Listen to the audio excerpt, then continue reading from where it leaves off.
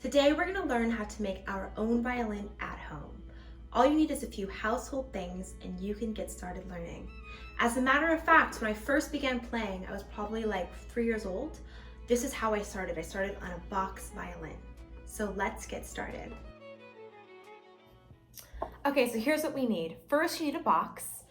This is a great size box. Any mac and cheese box really works wonderfully. Cracker Jacks, that type of stuff works. This is great if you're 3, 4, 5, that age group. This is the perfect size. You can also use something a little bit bigger if you're older. This is a popcorn box. A cake box works. That's actually what I started on. But yeah, nothing too big. But whatever you have works. Next, you'll need a few rubber bands. You're gonna need a ruler. You'll need a stick. We're also making a bow, right? Some markers for decorating. You'll need an eraser. If you don't have an eraser, you can use a Lego. You can use anything that's like kind of this size.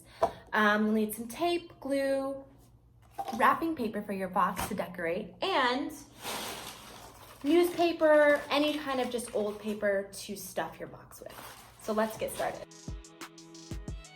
If you haven't already eaten your mac and cheese, you gotta eat it, right? I am gonna save this for later, for a different day. So I'm just actually gonna empty out the box.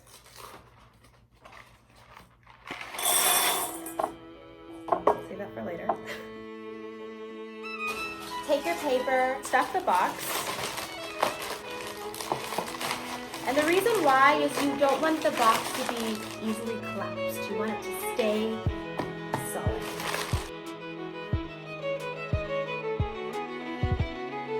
I'm gonna seal up the box. I'm just gonna use some tape. Yeah, so when I was a little kid, I begged my parents to play the violin. I just was so badly wanted to learn. And my teacher, when I first began taking lessons, she had me make this violin. So it's a great way to start playing when you're maybe you don't have an instrument yet, or you're very young. You learn so much, because so much of the violin is posture. It's how to hold it. It's how to balance it with your head and your neck. So there's a lot of learning that happens on this violin. Okay guys, so next up you're gonna take your ruler and you're gonna attach it to the front of your box. And it should look like this, right? And again, it's on the front of the box, so you're holding it like this. Perfect. So next we're going to wrap the box. So you're gonna use, again, whatever you have. I have this paper that you use to like line shelves and stuff, and that could work. Wrapping paper is great, even just regular paper. We're gonna decorate it anyway, so we're going to make it look beautiful. Don't worry about that. But once you wrap your box, you're gonna notice you have some space at the top. We gotta wrap that too, because this is, after all, a violin. It's not a macaroni and cheese box. So let's wrap up there too. Take any scraps you have, and we're just gonna pop that on there. And again, if you are, you know, a youngster, make sure when you're using scissors, you're with a grown-up. I'm having to use a lot of tape, just because again, it is a bit of a strange cut at the top here, but okay, cool. So our box violin is totally wrapped and it's looking beautiful. So we are going to set this down and move on to the next step, which is making the bow. The bow is a stick. We use it to make sound, to pull the sound from the string. And the bow has a few essential parts. First of all, this stick, which we're going to use with a stick that we have here. This right here is called, I know it's a crazy name, but this is called the frog. And the frog is where your fingers rest while you're playing the violin, okay? And I'll show you in another video about how to hold the bow, right? So we know that for our home bow, we need to have the frog and the stick. Now this hair comes from a horse. This is horsehair, an actual horsehair. We are not gonna have horsehair on our bow, but we are going to still make this work. So you're gonna take your stick, and to make the frog of the bow, I recommend using, you can use an eraser, you can use a Lego, like this, and you're gonna attach it to the stick, right? And again, this is going to be our frog. And let's tape it. We're gonna need a lot more tape for this. It's our frog, and it looks like a frog. Yay, we did it.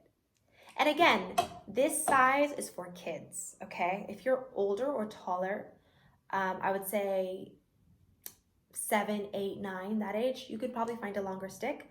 But if you're under the age of, if you're 6, 5, 4, 3, 2, 1, this works perfect. And you know what, even if you are an older kid and this is all you have, or you find something, just make it work. It's okay, this is for everyone. So next we're gonna add some rubber bands, okay? We're gonna wrap this rubber band around here, and this is not only to hold the eraser to the stick, but it's also, for those of you who follow up and take lessons with me, this is actually going to be important placement for how we hold the bow, right? So us violinists, we know that our pinky is very important on the bow, right? And it balances on the tip, and this rubber band we're gonna use to balance it, right? So it's not just to hold the eraser in place, but it's actually gonna serve a purpose if you want to practice playing the violin, okay? So our bow is done, our violin is done. Let's check and see how we did. Let me get my fiddle. So as we can see, we have the violin. We made our neck. Our neck was made with our ruler. Let's see. Yeah, it looks pretty cool. I wish I had a kid-size violin so you guys could see how perfectly sized this is actually. We're missing some things. So let's take a look at the violin. The violin has these little swirlies carved in.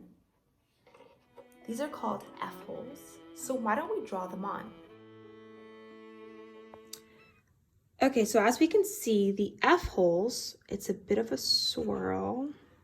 They're called this because they resemble the letter F. And this is actually where the sound of the violin comes out.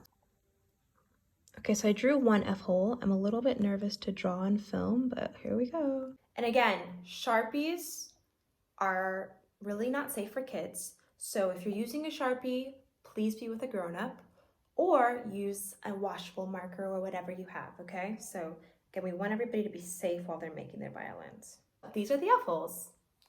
Yay, we did it. So, okay, so when I'm looking at the violin, there are how many strings? Let's count. We have the E string, the A string, the D, and the G. That's 4 strings. We're gonna draw 4 lines coming down from our ruler to the F-holes. Okay guys, so I just drew my strings, and if you notice, I didn't go all the way because something happens on the violin. And that something is the bridge, right? The bridge is what holds the strings up, okay? So we're not gonna be making a bridge on our violin, but we are gonna draw it in. So again, pick a color. And again, you can do your bridge with colors, with glitter, with whatever you have, okay? I'm just using markers because that's all I have.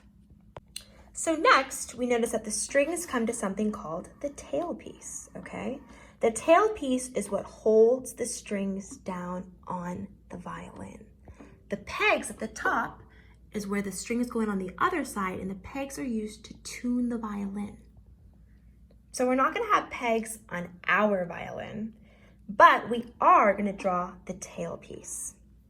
So I'm gonna do my tailpiece in red, right? So I kind of drew it in, I don't know if you can see, kind of drew it in there, and I'm gonna color it in. Cool, so there's the tailpiece. The next thing that we need is we need the chin rest. The chin rest is where your chin goes on the violin. So cozy. So I'm gonna draw the chin rest. I'm gonna pick the color blue for my chin rest. Again, you can do whatever color you want. So here's our finished product. This is our at-home violin. Let's do a side by side with the real violin. Guys, not bad. It looks really good. Let's take a look at our bow.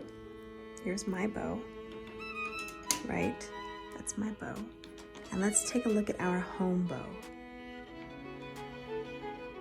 Not bad, guys. We have the frog, the stick.